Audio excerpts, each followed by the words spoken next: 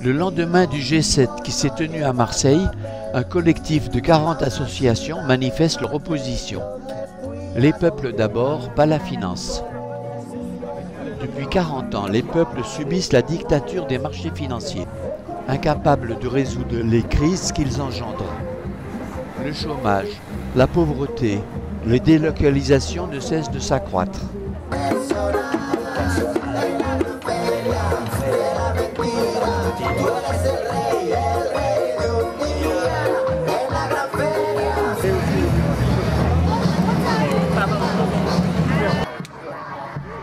À Marseille, après Netcao, encore une entreprise que les grands groupes veulent délocaliser pour augmenter leurs profits.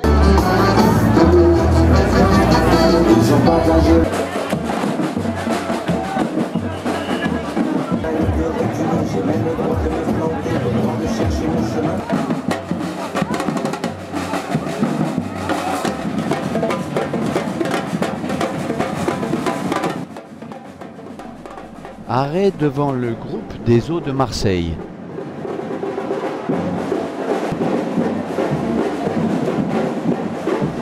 Arrêt devant une banque. Le banquier paraît très heureux. Mais la marelle de la finance nous montre que de spéculation en profit, elle nous conduit à la crise. Une banque qui aide les petites et moyennes entreprises. Une banque dont la priorité n'est pas le rendement du capital, mais la création d'emplois. Une banque qui finance des projets protecteurs de l'environnement. Oui. Une banque qui, au lieu de favoriser ses plus riches clients, favorise le partage des richesses. Il faut désinfecter les banques et les empêcher de spéculer avec notre argent. Désinfection des banques.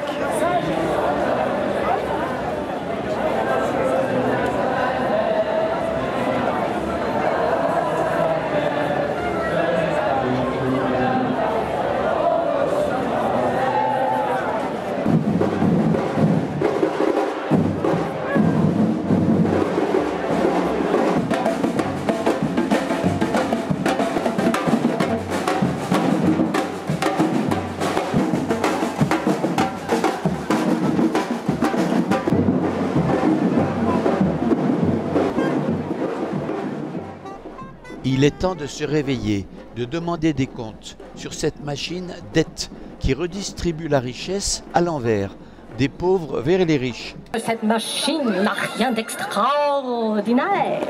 Détrompez-vous! Cet engin est diabolique. Il est d'une redoutable efficacité. En réalité, vous avez devant vous l'aspirateur le plus puissant de la galaxie. Le nom de cette merveille, je vous le donne en 100, je vous le donne en 1000, la D-E-T-T-E, en un mot un seul, la dette.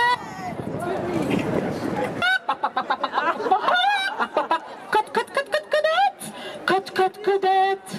Même les poules savent parler le langage de la finance. D'ailleurs, les banquiers et les financiers ne s'y sont pas trompés.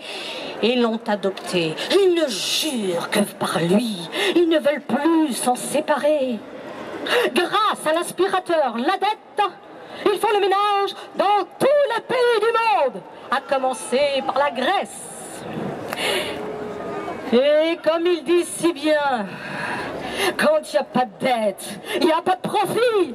Austérité, tous avec moi mes frères. Austérité, austérité, austérité. Inauguration de la rue de la spéculation par le maire de Marseille. Cette opération de rénovation, bilan pour la ville, mais aussi pour les investisseurs eux-mêmes. J'aborderai successivement 4 volets.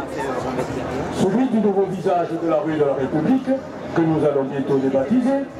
Celui de la revitalisation de l'économie de ce quartier de Marseille. Je vous donnerai ensuite quelques informations sur les profits quand retirent nos amis les investisseurs.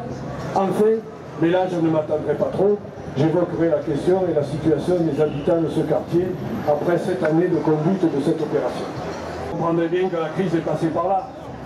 Et ici, Lehman Brothers s'est effondré. peu après avoir racheté au fonds de pension américain la moitié de son patrimoine immobilier non rénové, mais après 4 années de dur labeur pour vider les habitants et les commerçants. Voilà, là ce sont des anciennes échoppes minables dans les bas des immeubles de la rue de la République achetés par Théo, pour cacher des anciennes boutiques et donner une apparence de rénovation en cours. Allez voir, ils ont commencé. Je vous rassure, enfin rempli de riches consommateurs, ça ira mieux pour tout le monde, pour le commerce. Vous savez, c'est la loi de l'offre et la demande. Et maintenant, la rue de la République va être baptisée rue de la spéculation.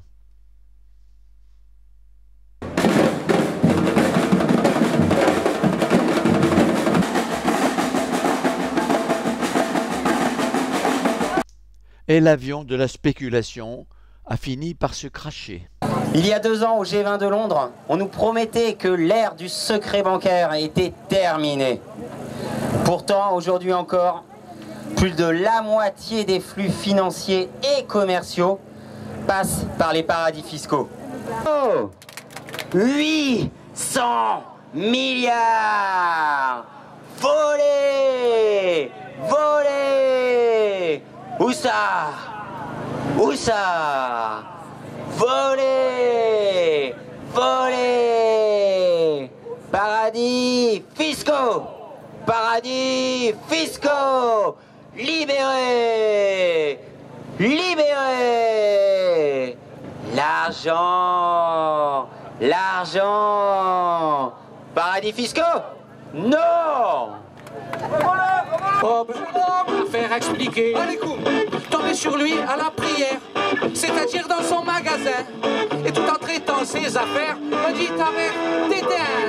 Mange salade, jamais malade, mange concombre, jamais comme mange sardine, grosse poitrine, mange pétard, cargaison.